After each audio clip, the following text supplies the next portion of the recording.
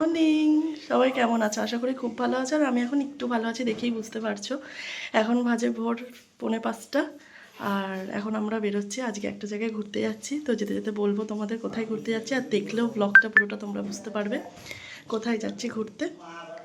চলো তাহলে আজকে এখান থেকে জার্নি স্টার্ট করা যায়। এমনিতেই দেরি হয়ে গেছে, ট্রেন ধরতে হবে, টোটো বাইরে এসে দাঁড়িয়ে আছে। চলো। আর বাইরে আজ প্রচুর পরিমাণে বৃষ্টি পড়ছে। আজকে যেই দিনের ব্লগটা তোমাদের সাথে শেয়ার করছি, দিনটি ছিল 28শে মার্চ, শনিবার। ভোর 4টের সময় আমরা যাচ্ছি স্টেশনে, কারণ আজকে আমরা যাব আন্দামান। তো আমাদের প্রথমে ফ্লাইট ছিল ভোর 4টের সময়, সেটা রিশিডিউল হয়েছিল সকাল 9টায়। তাই 4টের সময় আমরা বাড়ি থেকে বের হয়ে ট্রেন ধরে, কারণ 2 ঘন্টা আগে এয়ারপোর্ট পৌঁছাতে হবে।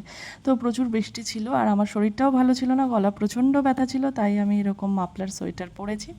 তো দেখতে দেখতে আমরা ক্যাবে করে চলেও এসেছি, দক্ষিণেশ্বর পার হচ্ছি। তো দক্ষিণেশ্বরের মাকে প্রণাম করে আমরা পৌঁছে গেছি এয়ারপোর্ট। গাড়ি থেকে ব্যাগপত্র নামিয়ে আমরা সোজা ঢুকে গেলাম এয়ারপোর্টের ভেতরে। তারপরে আমরা চেক ইন করে লাগেজ দিয়ে দিলাম। তারপরে আমরা ওয়েট করছি কখন আমাদের প্লেন আসবে। তো বৃষ্টি পড়ছিল, তো সেখানে ল্যান্ডিং আর টেক অফটা দারুণ লাগছিল দেখতে। তার মধ্যে আমি করে নিয়েছিলাম একটু ভিডিও, কারণ বসে বসে তো বোর হচ্ছি, অনেক তাড়াতাড়ি চলে এসেছিলাম। আমাদের গেট নম্বর ছিল 14, আর 14-এর পাশেই ছিল ইন্টারন্যাশনাল। তো ইন্টারন্যাশনালে আমরা ভুটান এয়ারলাইন্সের ল্যান্ডিংটা দেখছিলাম। তো দেখতে দেখতে আমাদের ফ্লাইট চলে এসেছে। তো এবার আমরা যাচ্ছি। তো দেখো, এবার আমরা উঠেও পড়েছি প্লেনের ভেতর। আর বসার সাথে সাথে কিছুক্ষণ ওয়েট করার পর প্লেন আগেই ছেড়ে দিয়েছে। আর ঠিক বাঁদিকে বসলে এরকম আইল্যান্ডগুলোকে দেখতে লাগবে মাঝ আকাশ থেকে। তো খুবই সুন্দর দেখতে লাগছিল। তো তোমরাও যদি যাও আন্দামান, তো চেষ্টা করবে বাঁদিকে উইন্ডোতে বসার, তাহলে ঠিক এরকম দেখতে পাবে। এই যে আমরা পৌঁছে গেছি আন্দামান। আন্দামান এয়ারপোর্টটা অনেকটা ছোট, পুরোটাই আর্মি বেসড, কিন্তু খুব সাজানো গোছানো। ওখানে কি বৃষ্টি আমাদের কলকাতায়, আর আন্দামানে দেখো কি রোদ উঠেছে।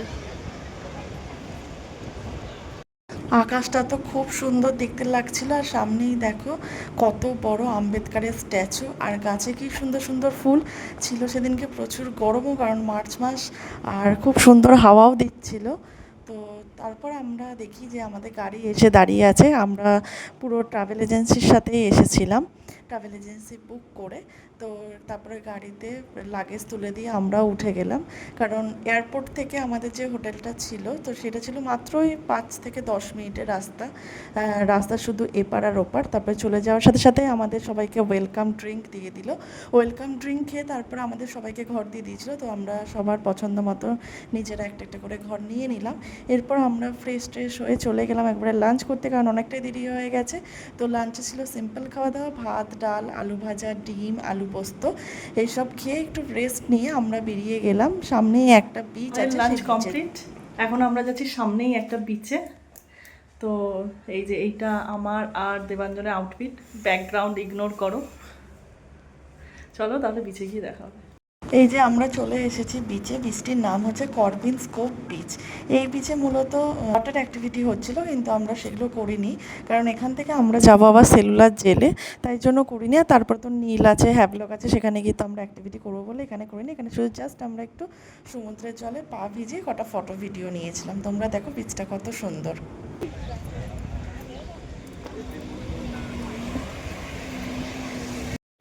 গঙ্গা জল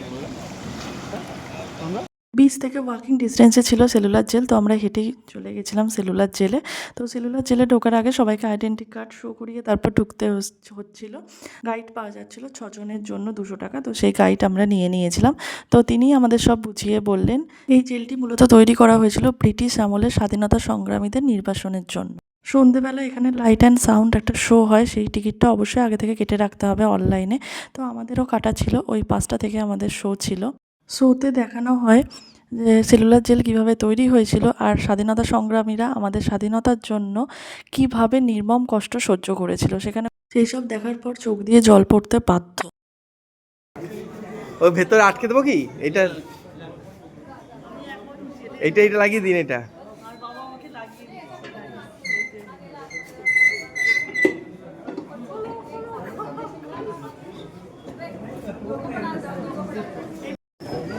এই প্রথমবার জেলের মধ্যে ঢুকে কেউ এত হাসছে।